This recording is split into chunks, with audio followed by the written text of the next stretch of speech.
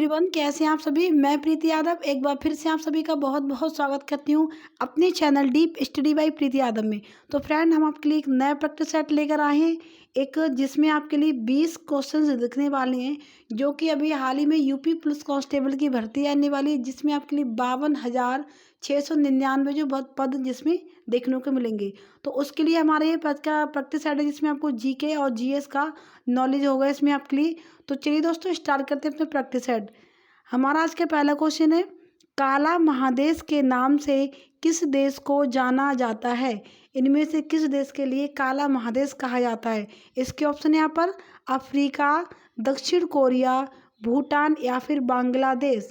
तो इसका जो राइट आंसर है वो हो जाएगा ऑप्शन नंबर 1 अफ्रीका। अफ्रीका के लिए काला महादेश के नाम से भी जाना जाता है। यहाँ के जो ज़्यादातर लोग हैं वो काले ही होते हैं। चलिए अब देख लेते हैं अपना सेकंड क्वेश्चन। सेकंड क्वेश्चन है हमारा, दुनिया की छत किसको कहा जाता है। दुनिया की छत इनमें से किसे कहा जाता है। इसके ऑप्शन है यहाँ पर गोबी का मरुस्थल, पामीर का पठार, थार मरुस्थल या फिर अमेजन का जंगल।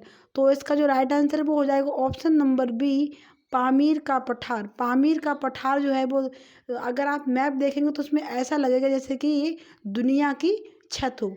चलिए अब देख लेते हैं अपना क्वेश्चन नंबर 3। ये है हमारा, यूरोप का हृदय किस देश को कहा जाता है। इनमें से किस देश को यूरोप का हृदय कहा जाता है। स्विट्जरलैंड को, थाईलैंड को, ग्रीनलैंड को या फिर आइसलैंड को। तो इसका जो राइट आंसर है वो हो जाएगा ऑप्शन नंबर 1 स्विट्जरलैंड। स्विट्जरलैंड के लिए यूरोप का हृदय कहा जाता है। चलिए अब देख लेते हैं अपना क्वेश्चन नंबर 4। ये है, हवा महल का शहर है। ठीक, हवा महल का शहर है, यानी कि ऐसा कौन सा शहर है जहाँ पर बहुत सारे हवा महल बने हुए हैं। शिकागो, बेजिंग, मोनाको या फिर जिंगजोंग। तो इसमें से जो राइट आंसर वो हो जाएगा ऑप्शन नंबर 1 शिकागो। ठीक है, शिकागो के लिए हवा का महल का शहर भी कहा जाता है। चलिए अब देख लेते हैं अपना क्वेश्चन नंबर 5। क्वेश्चन नंबर 5 है हमारा, लेखकों से रिलेटिव, यानी अकबरनामा की रचना किस प्रसिद्ध लेखक ने की है। ऐसे कौन से राइटर है जिसने अकबरनामा की रचना करी है। अमीर खुसरो ने, अबुल फजल ने, फाहियान ने या फिर नागसेन ने। तो इसका जो राइट आंसर है वो हो जाएगा ऑप्शन नंबर बी अबुल फजल। अबुल फजल के द्वारा अकबरनामा की रचना करी गई है। चलिए अब देख लेते हैं अपना क्वेश्चन नंबर नेक्स्ट।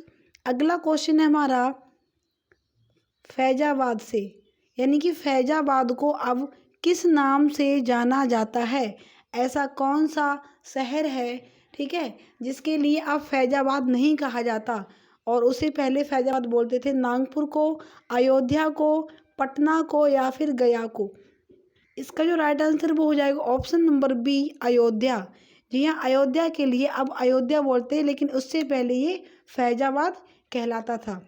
चलिए अब देख लेते हैं अपना क्वेश्चन नंबर 7। क्वेश्चन नंबर 7 है हमारा, नृत्य की सबसे प्राचीन शैली कौन सी है। जो आज के ज़माने में इतने सारे नृत्य होते हैं, शास्त्रीय नृत्य, लोक नृत्य, उनमें से सबसे प्राचीन यानी सबसे पुरानी शैली कौन सी थी हमारी। कथकली, भरतनाट्यम, मुखौटा नृत्य या फिर ओडिसी। तो इसका आंसर हो जाएगा option number D Odissi. Odissi हमारे नृत्यों में से सबसे प्राचीनतम शैली है। चलिए अब अपना अगला क्वेश्चन सॉल्व कर लेते हैं। ये है, मोहिनीअट्टम किस राज्य का नृत्य है। ये जो मोहिनीअट्टम नृत्य है हमारा, ये किस राज्य का नृत्य है। बिहार का है, असम का है, केरल का या फिर तमिलनाडु का। तो ये हो जाएगा ऑप्शन नंबर 4 तमिलनाडु। जी हाँ, तमिलनाडु का नृत्य है ये, कौन सा, मोहिनीअट्टम। चलिए अब देख लेते हैं अपना क्वेश्चन नंबर 9। क्वेश्चन नंबर 9 हमारा, मानव शरीर की सबसे छोटी हड्डी कौन सी होती है। हमारे मानव शरीर में सबसे जो छोटी हड्डी है वो कहाँ पर पाई जाती है, किस हिस्से में। कान की, जांघ की, पैर की या फिर नाक की। इसका ऑप्शन हो जाएगा ऑप्शन नंबर 1, ऑप्शन नंबर 1 कान की हड्डी। ठीक है, कान की हड्डी जो है वो सबसे छोटी हड्डी होती है।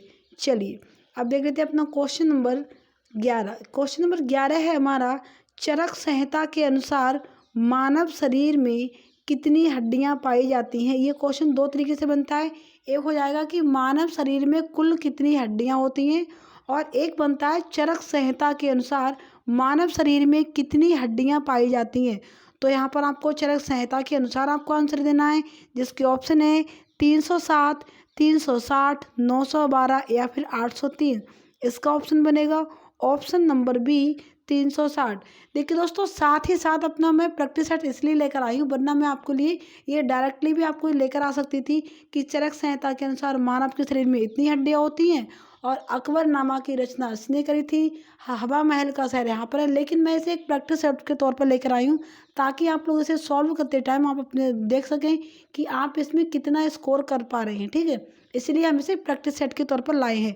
तो आप प्लीज़ आप साथ साथ अपना स्कोर भी नोट डाउन करते रहिए, और बाद में आप बताइए कि आपने इसमें कितना स्कोर गेन किया है। लास्ट में आपके लिए कमेंट में आप जाते टाइम ये बता के जाएंगे। तो इसका राइट आंसर हो जाएगा ऑप्शन नंबर बी 360। 360 हड्डियाँ हमारे मानव शरीर में चरक संहिता के अनुसार पाई जाती हैं। अब देखिए, मैंने अभी आपको बताया था कि इसके दो क्वेश्चन बनते हैं। तो अगला क्वेश्चन है इसमें, मानव शरीर में कुल कितनी हड्डियों की संख्या होती है। मानव शरीर में कितनी होती हैं? 216, 206, 512 या फिर 130। तो इसका राइट आंसर क्या होगा? ये तो हर कोई जानता है, ये होती है 206। ठीक है, 206 हड्डियाँ हमारे मानव शरीर में कुल होती हैं। चलिए अब देख लेते हैं अपना अगला question, question number 12। Question number 12 है हमारा, निम्न में से कौन सा विटामिन रक्त का थक्का बनाने में सहायक होता है। इनमें से कौन सा ऐसा विटामिन है जो कि रक्त का थक्का बना देता है? Vitamin A, vitamin B, vitamin K या फिर विटामिन डी। तो इसका जो राइट आंसर है वो हो जाएगा ऑप्शन नंबर सी विटामिन के। विटामिन के हमारी बॉडी में रक्त का थक्का बनाने का काम करता है। चलिए अब देखते हैं अपना क्वेश्चन नंबर 13। क्वेश्चन नंबर 13 है हमारा साइंस का, अभी पिछला भी साइंस का ही था। पायरिया रोग से प्रभावित अंग होते हैं, यानी पायरिया एक जो बीमारी है वो किस अंग को प्रभावित करती है? दांतों के मसूड़े, नाक, हृदय या फिर उंगलियों के नाखून। बहुत ही नॉर्मल सा क्वेश्चन है। इसका आंसर आई होप आपने सभी ने सही गेस किया होगा, दांतों के मसूड़े। जी हाँ, दांतों के मसूड़े में ये रोग देखने को मिलता है, पायरिया रोग, जिससे दांतों में कीड़े नहीं, ये एक रोग होता है जिससे कुछ गंदगी सी इसमें एकत्रित हो जाती है और मुंह से एक बदबू निकलने लगती है। अगर जिसके मुंह में पायरिया रोग नामक रोग हो गया तो उसके बोलते टाइम आपको मुंह से बदबू सी निकलती है, और दांत भी देखने में बहुत ही बेकार लगते हैं, खराब पीले पीले पड़ जाते हैं एकदम। अब ये जो क्वेश्चन नंबर 14 है वो हमारा, उसे हम सॉल्व नहीं करेंगे क्योंकि इसके ऑप्शंस कुछ हैं और इसका आंसर कुछ है, यानी इसमें दो चीज़ें ऐड हो गई हैं। क्वेश्चन कोई सा है, इसके ऑप्शन यहाँ पर और आ गए हैं, तो इसके लिए हम सॉल्व नहीं करेंगे। चलिए क्वेश्चन नंबर 15 देख लेते हैं अपना। क्वेश्चन नंबर 15 हमारा, कौन सा स्तनधारी जीव, ये जीव हो गया लेकिन यहाँ पर जीव, ठीक है, कौन सा स्तनधारी जीव रेसे से समान स्रोत नहीं है? जेब्रा, हाथी, गैंडा या फिर हिरन। तो इसका जो राइट आंसर हो जाएगा ऑप्शन नंबर 1 जेब्रा। जेब्रा जो है वो एक ऐसा स्तनधारी जीव है वो जो कि रेसे से समान स्रोत नहीं है। अब देख लेते हैं अपना क्वेश्चन नंबर 16 नहीं 17। अब 17 है हमारा, कावेरी जल विवाद किन दो राज्यों के रूप में है? रूप में नहीं, बीच में है। किन दो राज्यों के बीच में चल रहा है कावेरी जल विवाद? कर्नाटक और तमिलनाडु, उड़ीसा और पश्चिम बंगाल, बिहार और उत्तर प्रदेश, पंजाब और झारखंड। तो इसका जो राइट आंसर वो हो जाएगा ऑप्शन नंबर 1 कर्नाटक और तमिलनाडु के बीच में कावेरी जल विवाद अभी चल रहा है। चलिए क्वेश्चन नंबर 17 हमारा, कौन सी नदी अपना, ये भी ज्योग्राफी का ही क्वेश्चन है, कौन सी नदी अपना मार्ग बदलने के लिए प्रसिद्ध है? इनमें से कौन सी एक नदी है जो अपना मार्ग कभी भी बदल लेती है और वहाँ पर तबाही मचा देती है? दामोदर नदी, कोसी नदी, महानदी या फिर चिनाब नदी।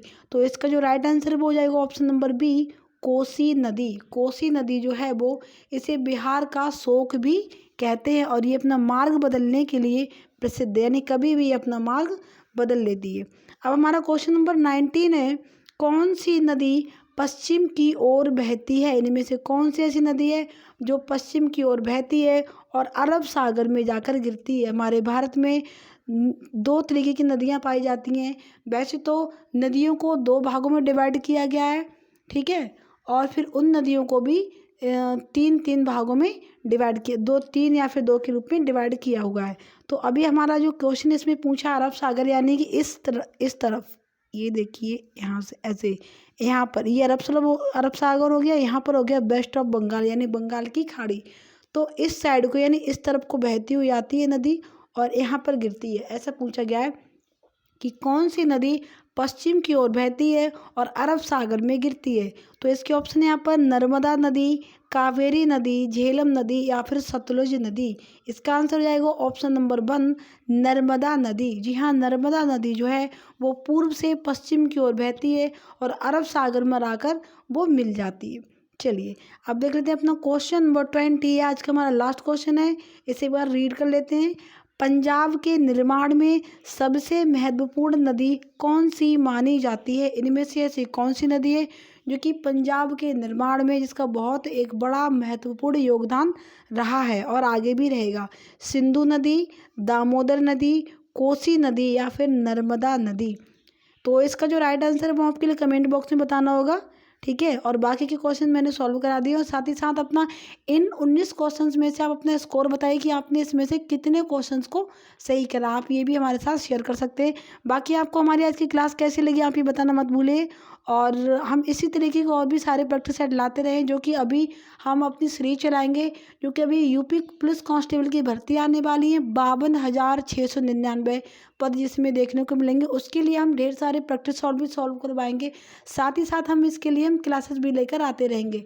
तो प्लीज़ आप थोड़ा सा सपोर्ट करते रहिए, चैनल को सब्सक्राइब कर लीजिए और बेल आइकन को प्रेस कीजिए। और बाकी वीडियो हमारे अपने दोस्तों के साथ शेयर करना मत भूलिए। मिलते हैं एक नए मज़ेदार प्रैक्टिस सेट के साथ, तब तक के लिए जय हिंद, जय भारत।